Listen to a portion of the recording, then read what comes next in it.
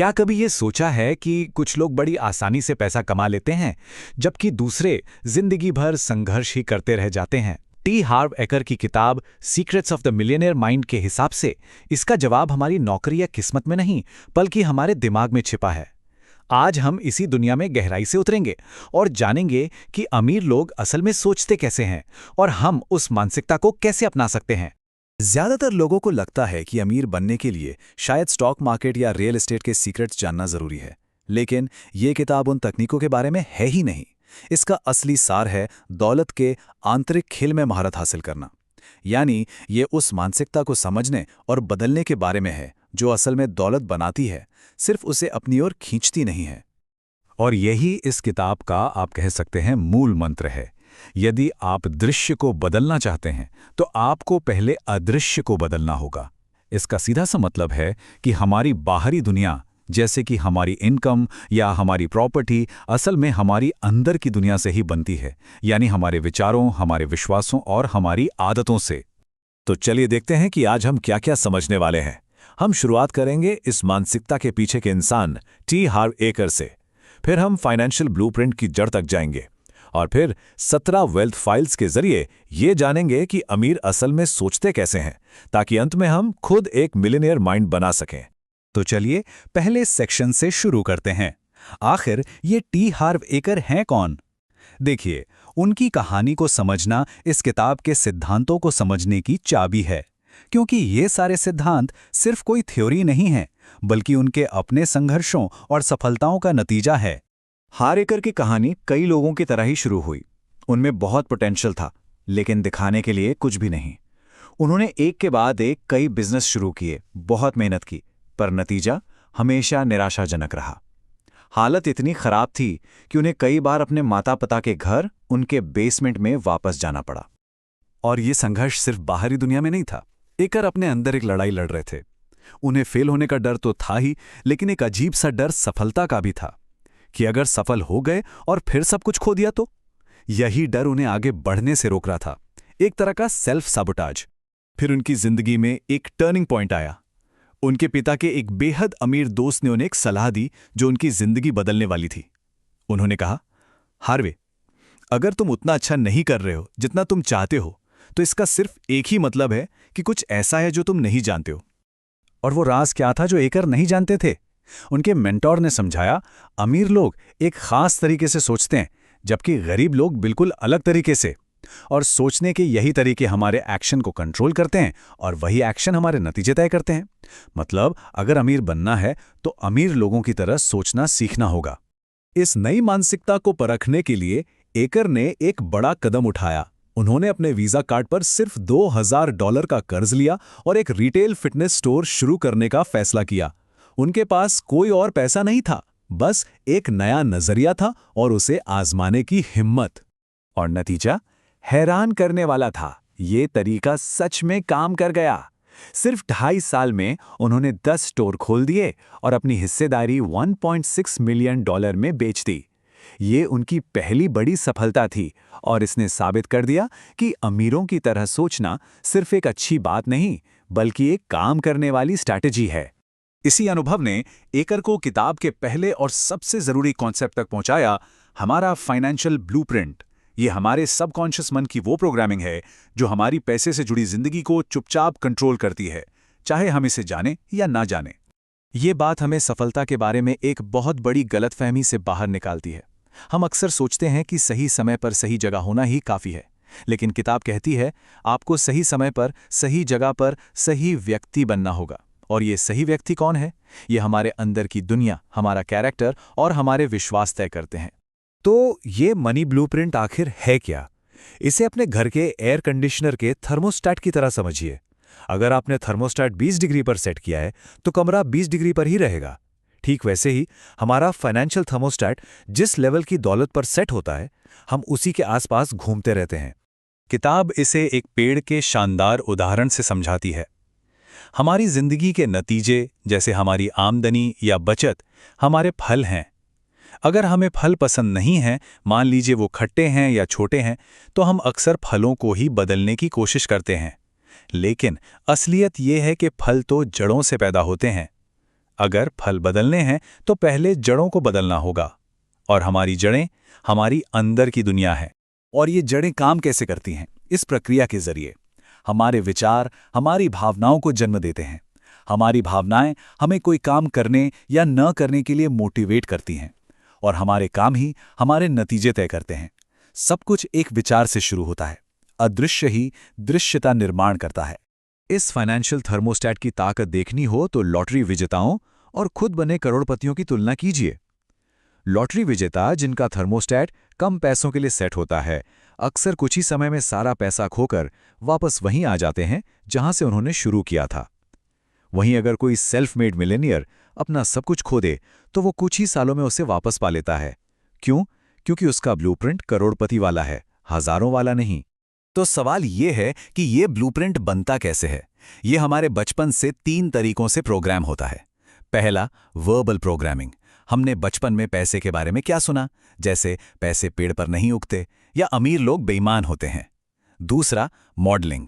हमने अपने माता पिता को पैसे के साथ कैसा व्यवहार करते देखा। क्या वे हमेशा पैसे को लेकर लड़ते थे या समझदारी से निवेश करते थे?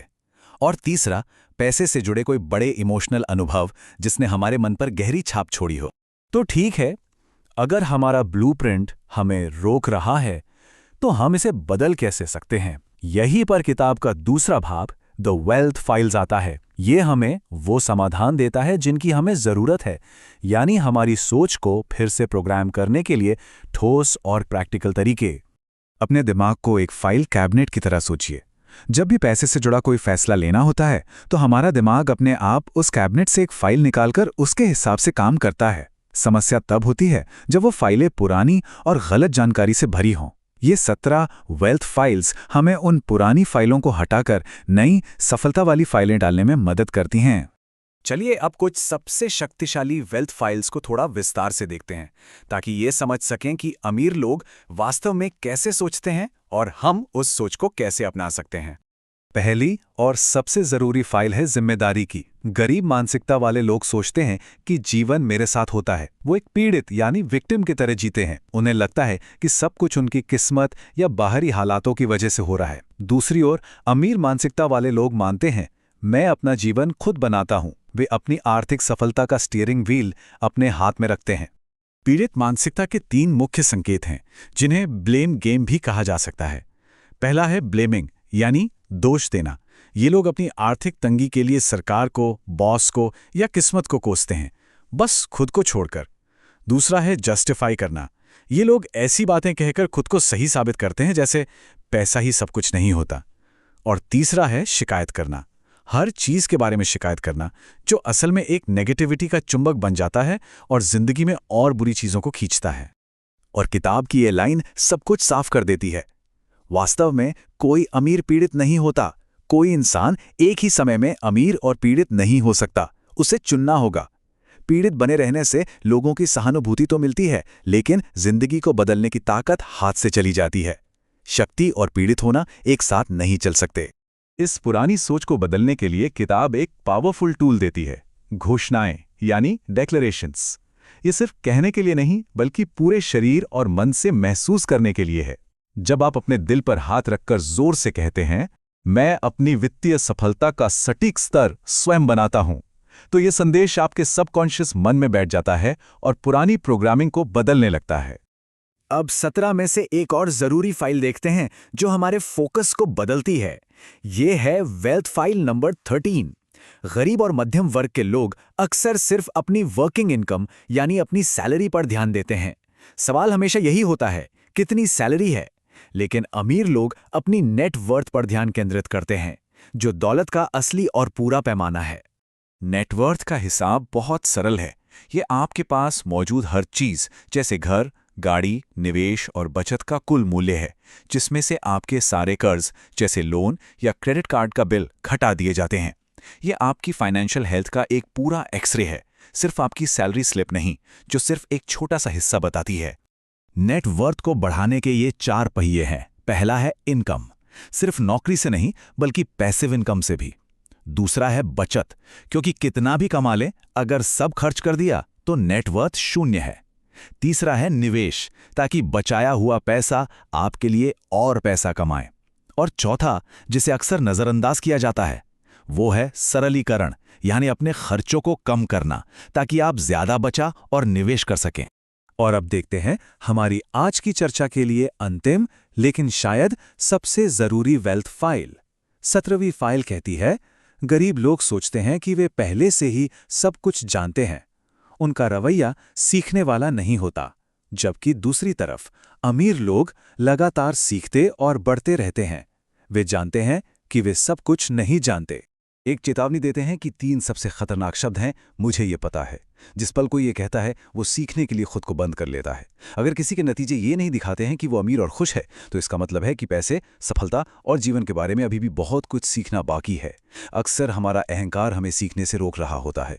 और जैसा कि ये शानदार कोट कहता है, हर मास्टर कभी एक डिजास्टर था।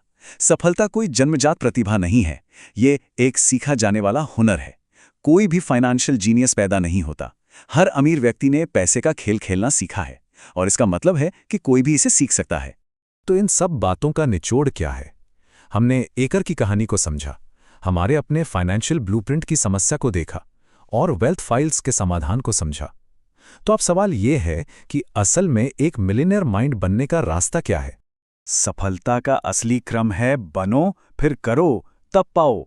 ज्यादातर लोग उल्टा सोचते हैं, जब मेरे पास बहुत पैसा होगा, पाओ, तब मैं कोई बिजनेस शुरू करूंगा, करो, और तब मैं एक सफल इंसान बनूंगा, बनो। लेकिन ये काम नहीं करता। आपको पहले अपनी सोच और आदतों में एक सफल व्यक्ति बनना होगा, बनो। फिर आप वो काम करेंगे, करो, जो सफल लोग करते हैं, और नतीजा ये होगा कि आपके पास वो सब कुछ होगा, पाओ, जो आप चाहते हैं। और अंत में हम किताब के सेंट्रल थीम पर वापस आते हैं। आपकी इनकम केवल उसी हद तक बढ़ सकती है जिस हद तक आप बढ़ते हैं। आपका बाहरी संसार आपके भीतरी संसार का आईना है। वित्तीय विकास के लिए व्यक्तिगत विकास एक शर्त है। अपनी बाहरी दुनिया को बदलने के लिए हमें अपनी भीतरी दुनिया पर काम करना होगा। याद रखिए, किसी भी चीज का कोई मतलब नहीं होता सिवाय उस मतलब के जो हम उसे देते हैं। ये बात पैसे पर भी लागू होती है। तो खुद से पूछिए, आप पैसे को क्या मतलब दे रहे हैं? क्या ये आपके लिए तनाव और कमी का कारण है, या ये आज़ादी, अवसर और दूसरों की मदद करने का एक जरिया है? आपका जवाब ही आपकी आर्थिक किस्मत तय करेगा।